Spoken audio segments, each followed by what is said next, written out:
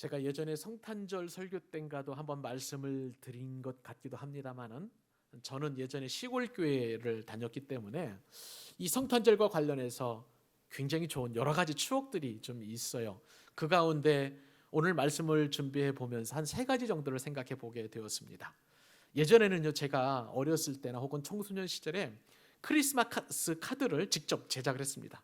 아마 여러분들도 그런 분이 계실으리라고 생각이 되는데, 그때 당시에는 우편 봉투가 좀 큰 봉투에다가 맞춰가지고 도화지를 이렇게 오렸죠.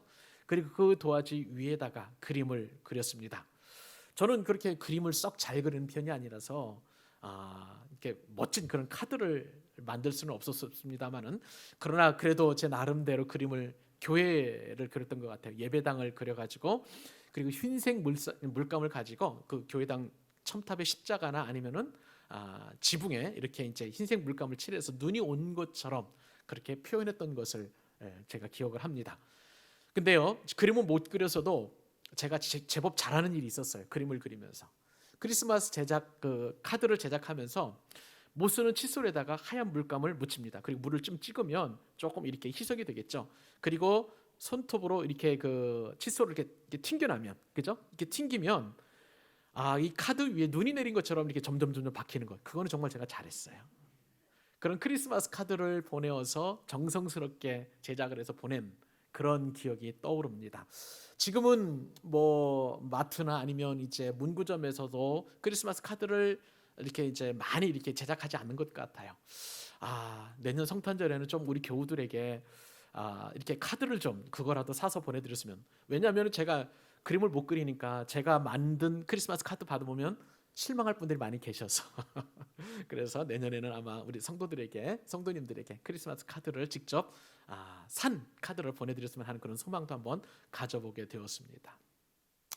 또 크리스마스의 좋은 추억 가운데 하나가 새벽송이었어요. 아마 시골교 다니신 분들은 그런 새벽송의 추억이라고 아마 이제 다 떠올릴 것 같은데요. 성탄절 새벽 4시쯤에 이제 새벽송을 출발을 하게 됩니다. 이제 그 뭐 대부분 새벽송은 이제 팀을 이루어서 이렇게 가는데요. 그 인도하시는 분은 교회 집사님들이나 내지는 주일학교 선생님들이 그렇게 인도를 해서 뭐 많으면 한 뭐 열댓 명 아니면은 저 같은 경우는 한 7-8명 정도 그렇게 팀을 이루어서 갔던 것 같습니다. 이제 제비뽑기를 해가지고 팀을 나누는데요. 가까운 분들은 동네에 그런 어떤 이제 그 배당 받은 분들은 정말 그분들은 축복받은 거예요. 왜냐하면 멀리 돌아다니지 않아도 그렇게 이제 각각의 이제 새벽송을 돌 수 있는데, 어느 해인가 제가 이제 먼 동네에 이렇게 그쪽에 배당이 되게 되었습니다. 그때는 뭐 우리가 운동화가 좋지를 않았잖아요. 뭐 천 운동화였었고요.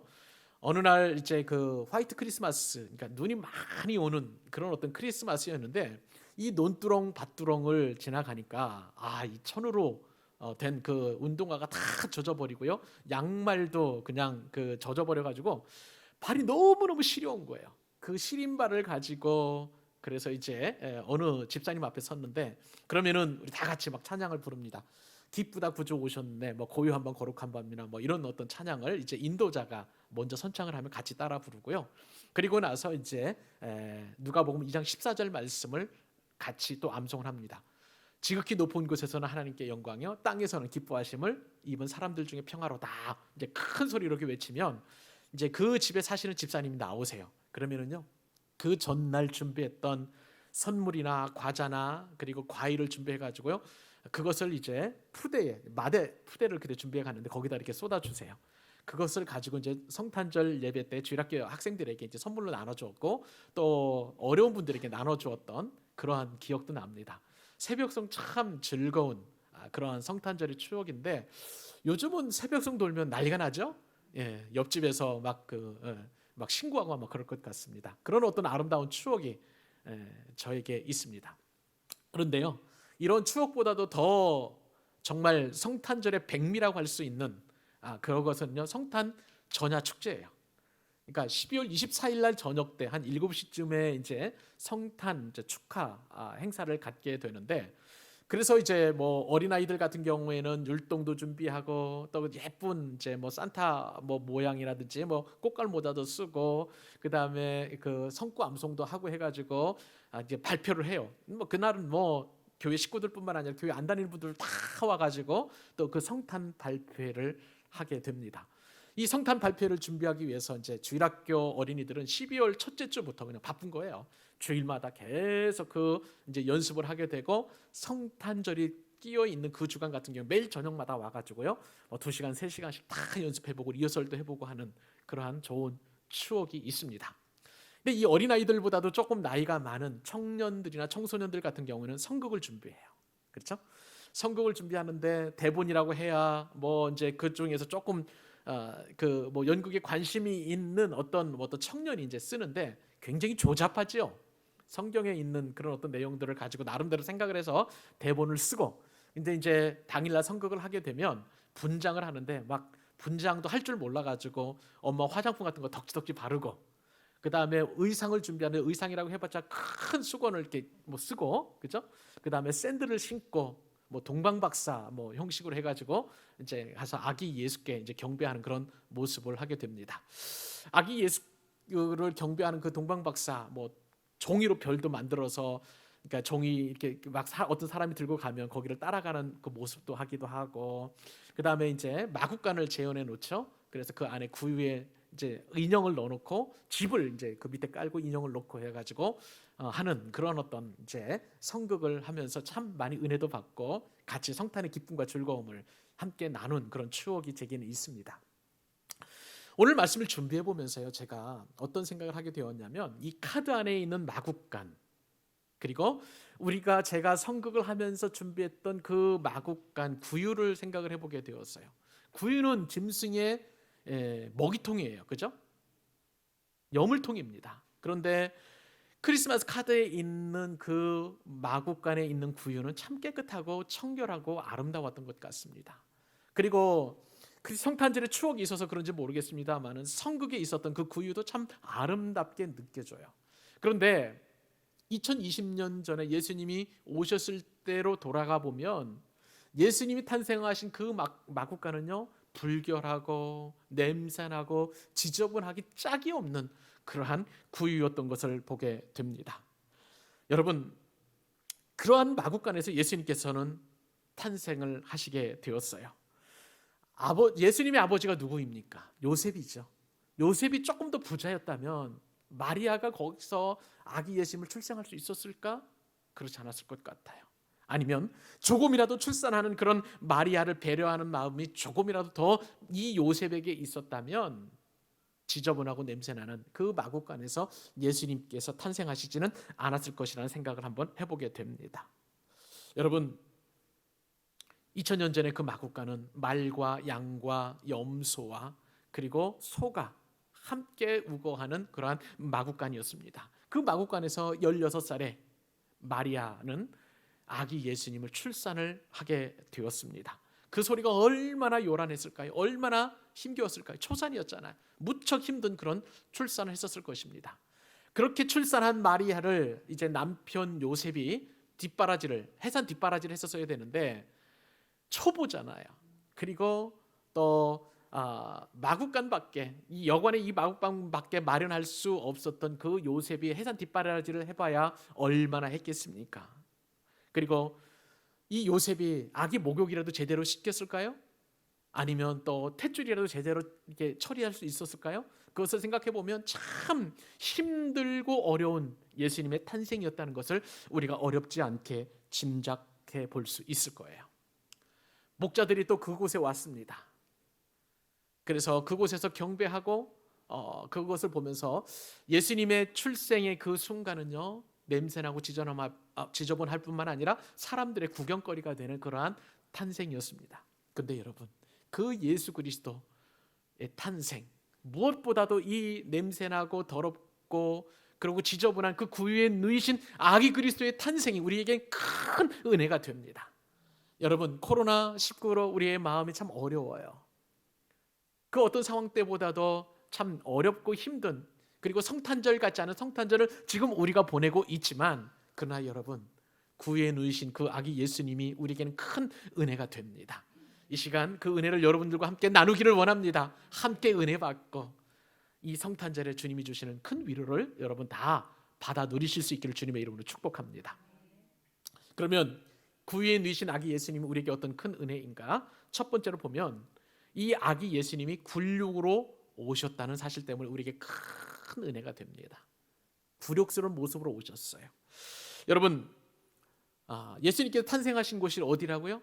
마구간, 그죠? 그리고 구유에 지금 누이셨다라고 말씀을 해드렸습니다. 주님은요, 탄생하신 곳이 동물과 인간의 경계점에서 태어나신 거예요. 이것은 큰 은혜가 있습니다. 무슨 말씀인가요?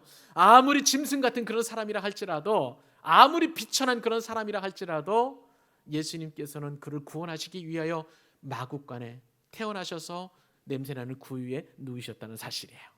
오늘 본문 우리 4절로 7절까지 넉절 말씀 같이 한번 우리 천천히 읽어보도록 하십시다. 자, 시작.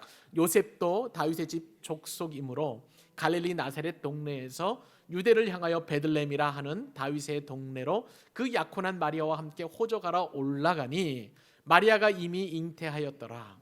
그가 거기 있을 그때에 해산할 날이 차서 첫 아들을 낳아 강보로 싸서 구유에 누였으니 이는 여관에 있을 곳이 없음이러라. 그때에 이제 그 예수님께서 탄생하실 즈음에서 이제 로마의 가이사가 모든 사람들은 호적을 하라. 왜냐하면은 로마로서는 이제 그 세금을 거둬야 되기 때문에 그 세금을 정확하게 걷기 위해서는 호적을 통해서 인구 통계를 내보아야 합니다. 그래서 모든 이제 피식민지 사람들에게도 호적하라고 이렇게 명령을 한 것이죠.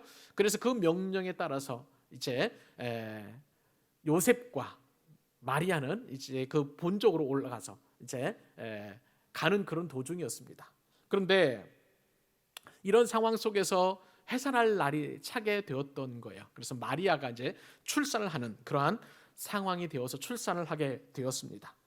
여러분, 예수님께서 지금 탄생하셔서 누이신 곳이 구유였고, 이 구유라는 것은 사진에 보면은 짐승의 밥통이라는 것을 알게 됩니다. 짚을 깔아가지고 저렇게 풀을 깔아가지고 아기 태어나신 아기 예수님을 그렇게 누이신 것을 보게 됩니다. 여러분, 저 아기 예수님 어떤 분이신가요? 우주 만물을 창조하시고 인간의 생사와 화복을 주관하시는 주관자이십니다.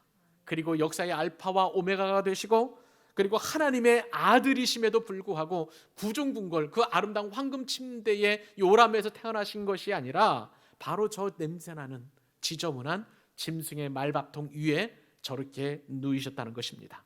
이것은요, 다르게 설명할 방법이 없어요. 왕의 굴욕인 것입니다. 여러분, 우리 조선시대의 왕의 굴욕하면 제일 먼저 떠오르는 것이 삼전도의 굴욕입니다.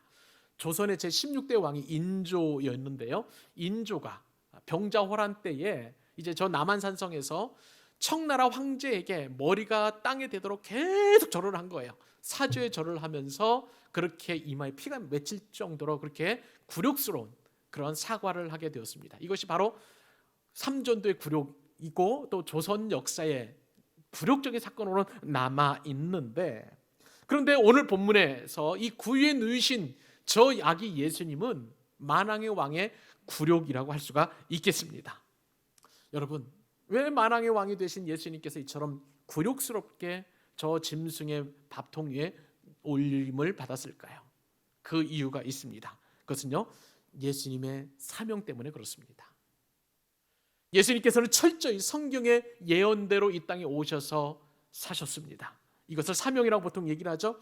예수님의 사명은 어떤 사명이냐면 아기로 이 땅에 오시는 거예요. 그리고 성장하시는 것입니다. 30살의 공생애를 사시고, 그리고 제자들을 삼아서 하나님 나라를 전파할 수 있도록 가르치는 거예요. 그리고 많은 사람들이 하나님 나라에 대한 꿈과 말씀을 증거하셨고요. 그리고 그 일이 다 하셔서 십자가를 지시고 죽음에서 죽으신 것입니다. 그리고 부활하신 것이 바로 예수님의 사명이었던 것입니다. 여러분, 예수님께서는 이처럼 굴욕적인 삶을 사시다가 성경대로 사흘 만에 다시 부활하셔서 영광을 얻으셨습니다. 굴욕이 바로 영광이 된 줄로 믿습니다. 여러분, 우리에게도 삶에서 굴욕이 찾아올 때가 있어요. 그때 우리는 예수 그리스도를 바라보아야 하는 것입니다. 왜냐하면 만왕의 왕이 굴욕을 당하시다가 영광을 얻으셨기 때문에 우리도 이 굴욕에서 반드시 영광을 얻을 수 있다는 소망이 예수님께 있기 때문에 우리는 굴욕을 당할 때마다 예수님을 바라보아야 하는 것입니다. 여러분, 나를 죽여서 한 영혼이라도 구원할 수 있다면 내게 맡겨주신 그 사명을 이루기 위해서라면 무엇이든지 넘어서리라는 그러한 마음을 가져야 될 줄로 믿습니다. 아기는 누군가 도와주지 않으면 죽을 수밖에 없는 그러한 연약한 인생이에요. 그렇기 때문에 성경에 보면은요, 이 아기가 죽임을 당할 그런 위험들을 당했습니다. 헤롯이 이제 세상을 다스릴 왕이 태어났다는 그 이야기를 듣고 2살 미만의 사람들을 다 죽이려고 하는 그러한 모략을 꾸몄을 때에 주의 사자가 현몽에서 마리아와 그리고 요셉에게 나타나서 예수님의 부모님과 그리고 예수님은 애굽으로 피했던 것을 보게 됩니다. 여러분, 우리가 굴욕을 당하면 당할수록, 우리가 약하면 약함을 당할수록 예수님을 도우셨던 그 하나님께서 우리와 함께 하셔서 우리를 도와주시는 줄로 믿으시기 바랍니다. 우리가 약하면 약할수록, 굴욕을 당하면 당할수록 하나님께서는 정확하게 일하시는 거예요. 예수님은 아직 영광의 날이 오시지 않았기 때문에 굴욕을 당하셨습니다. 주님은 공생의 기간 동안 자신의 때가 이르지 않았다고 입버릇처럼 말씀하셨어요. 그러면 여기서 예수님이 말씀하신 자신의 때는 무슨 때인가요? 십자가에서 죽으시는 거예요. 그리고 무덤에 계셨다가 사흘 만에 부활하셔서 그 부활하신 그때를 말하는 것입니다. 부활하신 주님은 모든 영광을 다 받으셨습니다. 모든 피조물들이 그분을 지극히 높여서 찬양을 했습니다. 그 영광의 날이 아직 오지 않았기 때문에 예수님께서는 이처럼 탄생부터 저 짐승의 구유에 누이는 굴욕을 당하셨던 거예요. 사랑하는 여러분, 하나님은 자기 백성들에게 영광의 날을 예비하신 줄 믿으시기 바랍니다. 근데 여러분, 그런 날이 오기까지 하나님은요, 우리로 하여금 십자가를 지나가게 하시는 거예요. 우리에게 굴욕을 당하게 하시고 우리에게 비참함을 당하게 하시고 남들로부터 인정받지 못하는 그런 어려움을 겪게 하신다는 거예요. 그러나 여러분, 반드시 그 이후에는 영광이 기다리고 계신 줄 믿으시기 바랍니다. 여러분 가운데 혹시 굴욕을 당하고 계십니까? 비참하십니까? 그러면 그럴수록 여러분에게는 영광의 날이 더 가까워졌습니다. 그 영광스러움을 기억하며 이 어렵고 힘든 굴욕을 이겨내는 여러분 되시기를 우리 주님의 이름으로 축복합니다. 구유에 누이신 아기 예수님이 우리에게 은혜가 되는 두 번째 이유가 있습니다. 연약한 자로 오셨기 때문에 우리에게는 큰 은혜가 되는 거예요. 예수님께서는 왜 아기로 오셨을까요? 우리가 생각할 때 메시아, 우리를 구원할 구원자라면 영화에서도 보는 것처럼 슈퍼맨이면 참 좋겠어요. 왜냐하면 어려울 때 딱 정확하게 그 순간에 맞춰가지고 그 어려운 문제를 해결하고 그 다음에 인류를 구원하기 때문에 슈퍼맨으로 오셨다면 얼마나 좋았을까 하는 우리들의 생각이 있을 수 있습니다. 그리고 때로는요, 말씀으로 천지를 창조하셨다면, 말씀으로 모든 것을 창조하신 그 하나님이라면 말씀으로 왜 사람을 구원하실 수 없겠습니까? 얼마든지 하실 수 있겠는데 왜 연약한 아기로 오셨을까? 참 우리에게는 고민이 아닐 수가 없는 것입니다. 왜 하필이면 예수님께서는 시골 여자의 몸을 통해서 아기의 모습으로 오셨는지 우리는 이해하려고 해도 우리 지성 가지고는 도저히 이해할 수 없는 사건입니다. 그런데 여러분, 이렇게 아기로 오신 것이 우리에게는 큰 은혜라고 그렇게 성경은 우리에게 말씀해 주십니다. 이사야서 7장 14절 말씀 같이 한번 읽어볼까요? 자, 시작. 그러므로 주께서 친히 징조를 너희에게 주실 것이라. 보라, 처녀가 잉태하여 아들을 낳을 것이요 그의 이름을 임마누엘이라 하리라. 아멘. 여러분, 임마누엘이기 때문에 우리에게 은혜가 되는 거예요. 아기 예수님이 우리에게, 이것은 좀 이따 설명을 해드리겠습니다. 임마누엘이 어떤 뜻인지. 그 전에요, 우리가 먼저 알아야 될 것이 몇 가지 사실들이 있어요. 여러분, 인간이 하나님 앞에 도달하려고 해도 도달할 수 없다는 사실을 우리가 먼저 인정을 해야만 합니다. 어떤 사람은요, 이것을 무시해요. 그래서 자신의 이성으로, 지식으로 하나님 앞에 도달하려고 끊임없이 노력을 합니다. 그래서 진리를 탐구하고 수많은 서적들을 읽고 듣고 지식을 축적을 합니다. 그런데요, 인간의 지성이라는 것이 본래 타락했어요. 그러니까 공부하면 할수록, 그리고 많이 알면 알수록 무기력감을 느끼게 되고, 나중에는 그것을 통해서 지식으로는 도저히 하나님께 도달할 수 없다는 사실을 알고 절망을 하게 됩니다. 그래서요, 어떤 사람은 이제는 지식이 아니라 수양과 명상으로 하나님을 찾아갑니다. 어떤 사람은 금욕으로 찾아가기도 하고요, 어떤 사람은 고행을 합니다. 그렇게 하나님을 만나려고 노력합니다. 그런데 이러한 노력들을 하면 할수록 사람들은 절망에 빠지게 되고 결국에는 헛될 뿐이라고 그렇게 인정할 수밖에 없게 됩니다. 어떤 사람은요, 그래서 도덕을 완벽하게, 윤리를 완벽하게 지켜서 착한 사람이 되기를 원해서 하나님 앞에 가려고 노력합니다. 그러나 도덕과 윤리를, 그리고 율법을 철저히 지켜서 그렇게 하나님 앞에 도달하려고 해도 그는 하나님을 만날 수도 없을 뿐만 아니라 자신도 구원할 수 없고, 그리고 자신을 따르는 사람도 구원할 수 없다는 사실 앞에 절망할 수밖에 없습니다. 이러한 사람 앞에 하나님께서 우리를 만나주신 방법이 다른 게 아니었어요. 하나님이 직접 우리에게 오시는 것입니다. 이것이 바로 하나님이 육신이 되어 우리 가운데 오신 성육신이라고 할 수가 있는 것이고요, 이것이 바로 성탄절인 것입니다.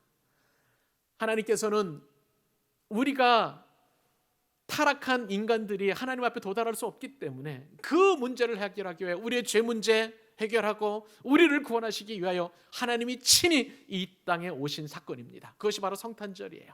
우리는 이 사실을 분명히 기억해야만 하는 것입니다. 그래서 하나님이 이 땅에 오실 수밖에 없었고 아기의 모습으로 오실 수밖에 없었던 것입니다. 예수님께서 또 아기의 모습으로 우리 가운데 오실 수밖에 없는 이유는요, 아기는 너무나 사랑스럽고 친근하기 때문에 그렇습니다. 아무리 나쁜 사람이라 할지라도, 악한 사람이라 할지라도 아기를 미워하거나 싫어하는 사람은 없을 거예요. 그리고 무엇보다도 아기를 무서워하는 사람은 없습니다. 예수님께서 어른이나 천사의 모습으로 우리 가운데 오지 않는 것은 우리에게는 얼마나 큰 축복인지 몰라요. 심지어는요, 예수님의 부모인 이 요셉과 마리아에게 천사가 나타나는데 그들은 너무나 두려워했어요. 만약에 하나님께서 이러한 천사의 모습으로 오셨다면요, 저와 여러분들은 다 도망칠 것입니다. 왜냐하면 우리가 하나님을 보았다 하면서 죽게 되었다 하고 너무나 두려웠었을 거예요. 그러나 아기 예수님의 모습으로 우리 가운데 오셨다는 것은 우리가 거부하지 않고 너무나 사랑스럽게 하나님을 만날 수 있는 축복이라는 사실을 우리는 알 필요가 있는 것입니다. 지금 우리는 사람이 두렵고 무서운 세상을 살아가고 있어요. 정치가는 물론이고요, 하나님을 믿는 사람이라는 사람들도 얼마나 무서운 존재가 되었는지 모릅니다. 너도 나도 요즘 사람들은요, 참 판사가 되고 검사가 되어서 이웃들을 정죄하고 판단하고 그리고 뒷담화하고 그리고 비평하는지 모릅니다. 그러나 연약한 아기로 오신 예수님을 믿는 그러한 우리들은 예수님께서 연약한 아기로 오셨기 때문에 그 예수님을 바라보면서 누군가를 비판하거나 또 누군가를 판단하지 않습니다. 이것이 바로 우리에게, 예수님께서 우리에게 오신, 아기로 오신 그런 놀라운 축복인 거예요. 사랑하는 여러분, 사랑스럽고 그리고 아름다운 참 귀여운 그런 아기의 모습으로 예수님께서 우리에게 오셨다는 것은 이것이 저와 여러분에게 큰 축복인 줄로 믿습니다. 아기로 오신 그 예수님이 오신 세 번째 이유가 있어요. 그것은요, 아기가 사람의 처음이지 않습니까? 그리고 그 이후에 이제 예수님께서 점점점 아기에서 성장하시고 자라가시고 성인이 되시고 십자가에 죽음까지 경험하실 정도로 우리 인생의 모든 것을 처음부터 끝까지 다 경험하시기 위하여 그렇게 아기로 오셨다는 사실입니다. 여러분, 쉽게 말하면요, 저와 여러분이 겪고 있는 인생의 모든 애환을 다 겪기 위해서 예수님께서는 아기로 오셨습니다. 하나님은 전능하신 분이십니다. 아기로 굳이 오시지 않으셔도 우리의 모든 것을 아실 수 있었을 것입니다. 그러나 그럼에도 불구하고 아기로 오셔서 우리처럼 똑같이 화장실도 가야 하고, 배고프면 또 시장 가시면 드셔야 하고, 잠도 주무셔야 되고, 그리고 우리의 연약한 거, 마음의 고통, 아픔들을 다 겪으셨기 때문에 그 누구보다도 저와 여러분의 형편과 사정을 다 이해하고 계시는 것입니다. 사랑하는 여러분, 그것이 바로 우리에게 은혜예요. 근데 여러분, 더 큰 은혜가 있습니다. 하나님께서 이 땅에 오셔서 아기의 모습으로 오셨는데요. 그런데 예수님이 자라가는 모든 것들을 사람에게 맡기셨던 거예요. 부모에게 맡겼습니다. 그래서 부모는 아기 예수님이 자랄 수 있도록 밥도 줘야 되고 먹을 것도 줘야 되고 잠도 재워야 되고 아프면 또 약을 먹여야 하는 그런 일들을 다 감당하셨어요. 여러분, 이것이 큰 은혜인 거예요. 하나님께서 요셉과 마리아를 인정하신 것처럼, 그리고 자신의 생애를 그렇게 사람에게 의탁하신 것처럼 저와 여러분에게도 그렇게 의탁하신 줄로 믿습니다. 예수님께서는요, 이러한 아기 예수님으로서 점점점 자라가면서 우리에게 하나님의 일을 맡기셨던 거예요. 우리처럼 연약한 사람에게, 우리처럼 부족한 사람들에게 하나님의 일을 맡기시고 우리로 하여금 그 하나님의 일을 작은 일부터 점점 더 키워가면서 자라나갈 수 있도록 그렇게 저와 여러분을 사용하신다는 사실입니다. 이것이 저와 여러분에게 아기 예수님으로 오신 그러한 축복인 줄로 믿습니다. 사랑하는 여러분, 성탄절에 아기로 오신 그 예수님을 저와 여러분은 영접했습니다. 이제는 그 아기가 잘 자라도록 우리의 손길이 필요합니다. 부모님의 손길을 통해서 아기 예수님이 성장하셨고요, 그리고 십자가의 그 사역을 감당하시고 죽으시고 부활하셨습니다. 그 부활하신 주님이 교회를 세우셨어요. 그리고 우리 광교 사랑의 교회를 세우신 줄로 믿습니다. 이제는요, 우리 광교 사랑의 교회 어린 아기와도 같은, 예수님과도 같은 그러한 연약한 모습이 우리 교회 가운데 있어요. 이제는 우리가 교회를 섬겨야 합니다. 여러분, 작은 여러분들의 손길이 필요한 거예요. 예수님을 돌보았던 마리아와 그리고 요셉의 손길처럼 저와 여러분이 교회를 위한 손길들이 필요한 거예요. 교회를 위해서 무엇보다도 눈물로 기도하는 그 손길이 필요한 줄로 믿습니다. 우리 성도들을 서로 돌보고 연약한들을 서로 사랑하는 그러한 손길도 필요한 줄로 믿습니다. 그리고 교회가 감당해야 되는 수많은 사역들이 있는데 그 사역들을 위하여 여러분 한 사람 한 사람들의 손길들이 다 필요한 거예요. 그 일을 위해서 예수님께서 우리 교회를 맡겨주신 거예요. 이제는 아기 예수님을 영접한 저와 여러분이 아기와도 같은 연약한 우리 교회를 섬기고 또 그 교회를 위하여 또 잘 성장하고 또 그리고 건강하게 자라갈 수 있도록 저와 여러분이 힘써서 섬기는 그런 은혜가 있기를 간절히 소원합니다. 마지막 세 번째입니다. 아기 예수님은 왜 이 땅에 우리에게 오셨을까? 우리에게 은혜가 되는 이유는요, 가난한 자로 오셨기 때문에 우리에게 큰 은혜가 되는 것입니다. 하나님께서 사람이 되셔서 인류 역사 가운데 들어오셨다고 하셨습니다. 이것이 성탄절이라고 여러 번 말씀을 드렸죠. 여러분, 그런데 그 인류 역사에 오신 예수님은요, 부자로 오시지 않고 가난한 자로 오셨습니다. 말씀을 드린 대로 얼마나 가난하셨으면 여관방에도 들어가지 못하시고 저 마구간으로 오셨는지, 그 가난이 그런데 저와 여러분에게 큰 위로가 되는 것입니다. 이러한 가난한 자로 오셨다가 가난한 자로 사신 그러한 예수님의 모습을 사도 바울은 누구보다도 잘 알고 있었어요. 그래서 예수님께서 가난한 모습으로 오신 것이 우리에게 얼마나 큰 복이 되는지 바울은 고린도후서 8장 9절 말씀을 통해서 우리에게 이렇게 말씀해 주십니다. 우리 주 예수 그리스도의 은혜를 너희가 알거니와 부유하신 자로서 너희를 위하여 가난하게 되심은, 같이 읽으실까요? 그의 가난함을 인하여 너희로 부유케 하려 하심이니라. 아멘. 예수님의 가난이 우리에게 부유라는 거예요. 할렐루야. 예수님의 가난이 우리에게 부유라는 사실을 성경은 말씀해 주시고 계십니다. 예수님은요, 태어난 때만 가난하신 것이 아니었어요. 자란 곳도 너무나 가난한, 저 가난한 사람들이 사는 갈릴리 나사렛이었습니다. 예수님은 일생을 가난하고 약하게 사시다가 가난하고 약한 모습으로 돌아가셨어요. 여우도 굴이 있고 공중의 새도 집이 있거니와 인자이신 예수님은 머리 둘 곳이 없다라고 그렇게 탄식하셨습니다. 가난한 예수님의 삶에서 우리는 그분의 부유함이나 풍요로움이나 과소비나 사치는 찾아볼 수 없다는 사실을 알게 됩니다. 그렇다면 여러분, 왜 예수님은 가난하고 약한 자의 모습으로 세상에 오셨을까요? 놀랍게도 가난하고 약한 자들에게 복음을 전하기 위함입니다. 이사야 선지자는요, 아주 오래동안 700년 전에 바로 이 사실을 예언을 하게 되었습니다. 이사야서 61장 1절로 3절, 왜 예수님이 가난하게 오실 수밖에 없는 것인지 이렇게 이사야 선지자는 말합니다. 주 여호와의 영이 내게 내리셨으니 이는 여호와께서 내게 기름을 부으사 가난한 자에게 아름다운 소식을 전하게 하려 하심이라. 나를 보내사 마음이 상한 자를 고치며 포로된 자에게 자유를, 갇힌 자에게 자유를 선포하며 여호와의 은혜의 해와 우리 하나님의 보복의 날을 선포하여 모든 슬픈 자를 위로하되 무릇 시온에서 슬퍼하는 자에게 화관을 주어 그 죄를 대신하며 찬송의 옷으로 그 근심을 대신하시고 그들이 의의 나무 곧 여호와께서 심으신 그 영광을 나타낼 자라 일컬음을 받게 하려 하심이라. 예수님께서 가난하게 오신 목적이 뭐예요? 첫 번째는 가난한 자에게 아름다운 소식을 전하기 위함이라고 합니다. 두 번째는 포로된 자에게 자유를 주시기 위하여 오셨다고 하셨습니다. 그리고 저와 여러분처럼 슬픔 많은 세상에서 슬픈 그런 삶을 살아가는 자들에게 위로와 기쁨을 주시기 위하여 세상에 오신 것이라고 하십니다. 사랑하는 여러분, 그래요. 예수님이 이 땅에 오신 성탄은 가난한 자에게 은혜의 복음을 전하는 것이고 사랑의 손길을 펴는 것이 우리가 성탄절을 맞는 이유가 되는 것입니다. 예수님은 공생활을 사시면서 여러분 가난한 자로 오신 자답게 늘 가난한 자를 먼저 챙기시고 만나 주셨어요.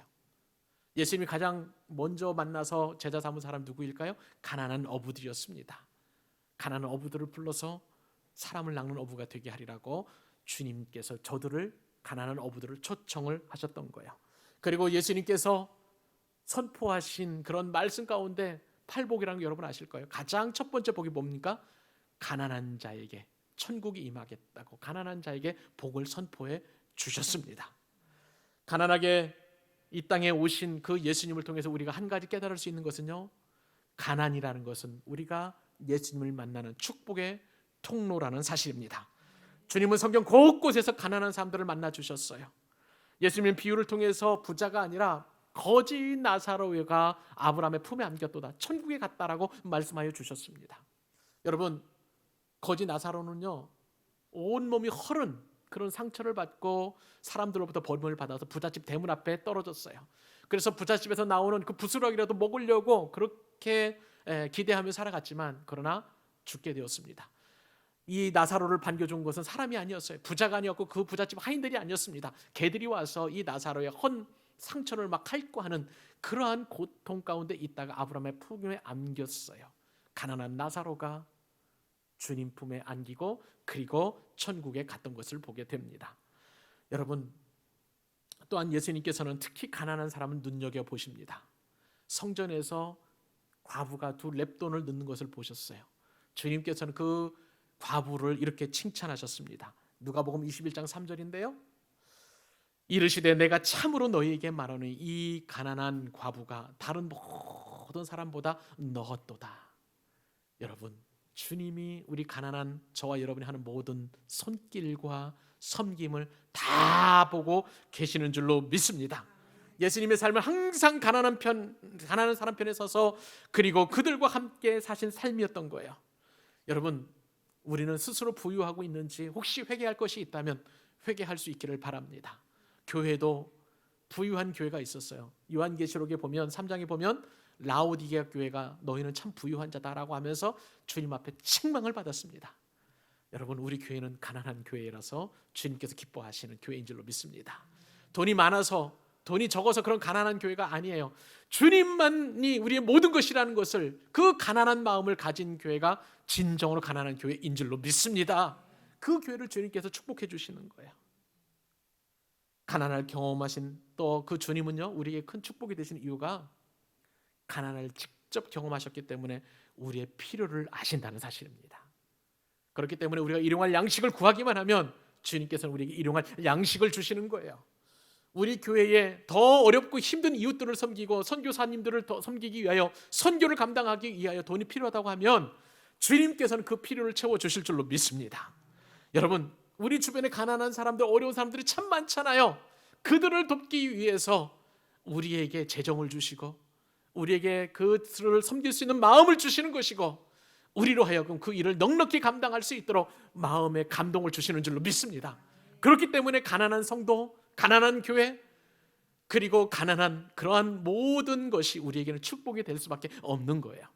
가난한 예수님은 우리로 하여금 이처럼 가난의 복을 통하여 하나님 나라와 그리고 하나님을 만날 수 있는 은혜를 주신 줄로 믿습니다. 말씀을 맺습니다. 올해도 어김없이 성탄절을 맞았습니다. 몇 번째인가요? 2020번째입니다. 이 코로나19라는 참 한 번도 경험해 보지 못한 이 시국을 통과하면서 예수님께서 성탄절에 오신 그 의미를 생각해 보게 됩니다. 여러분, 올해는요 그 어느 때보다도 성탄절이 참 초라한 것 같아요. 우리 개인뿐만 아니라 우리 가정에도, 우리 교회도, 그리고 전 세계적으로도 참 모든 인류가 초라한 성탄절을 보내고 있는 것 같습니다. 그러나 여러분, 이것이 우리에게는 오히려 축복인 줄로 믿습니다.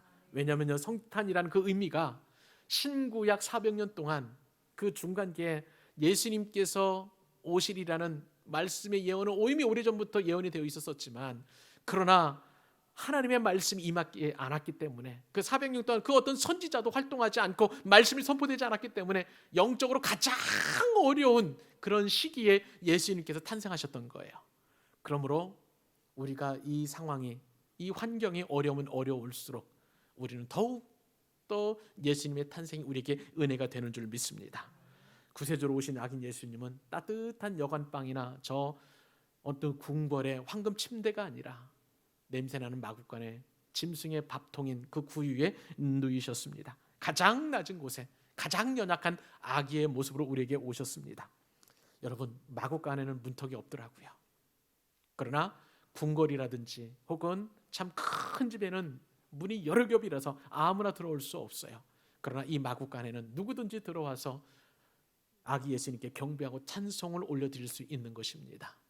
이 마구간이 우리에게 주는 은혜가 있고요, 냄새나는 구유가 교회에게 누이신 그 예수님 때문에 우리에게는 큰 축복인 것을 우리가 알게 됩니다. 여러분, 베들레헴 마구간에서 예수님께서는 2000년 전에 초라하게 저 구유에 누이셨지만, 그러나 하늘의 천군과 천사는 그 예수님 앞에 온 백성에게 미칠 기쁨의 좋은 소식이라며 찬송과 영광을 올려드렸습니다. 여러분, 우리도 주님 앞에 찬송과 영광을 올려드렸으면 좋겠습니다. 누가복음 2장 14절 다 같이 우리 큰 소리로 외쳐보면서 오늘 말씀을 갈무리하도록 하겠습니다. 우리 같이 한번 예수님께 경배하는 그런 성탄절이 되기를 이 말씀을 통해서 우리 같이 한번 축하하십시다. 지극히 높은 곳에서는, 시작. 지극히 높은 곳에서는 하나님께 영광이요, 땅에서는 하나님이 기뻐하신 사람들 중에 평화로다. 아멘. 기도하시겠습니다.